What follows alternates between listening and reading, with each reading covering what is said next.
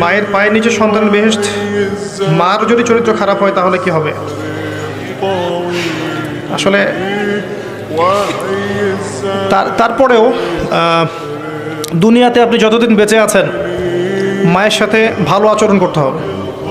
আপনার মায়ের চরিত্র খারাপই হোক আর মা কাফেরই হোক না কেন, আপনাকে তার হকটা আদায় করতে হবে।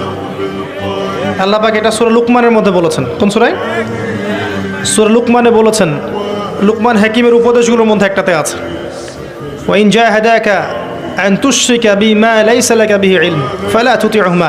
তোমার পিতামাতা যদি তোমাকে আল্লাহর সাথে শিরিক করতেও বলে, এই যে শিরিক সবচেয়ে বড় পাপ বললাম একটু আগে, পিতামাতা যদি শিরিক করতে ফোর্স করে তুমি তাদের আনুগত্য করবে না। পিতামাতাও যদি তোমাকে আল্লাহর সাথে শিরিক করতে ফোর্স করে তাদের আনুগত্য করবে না।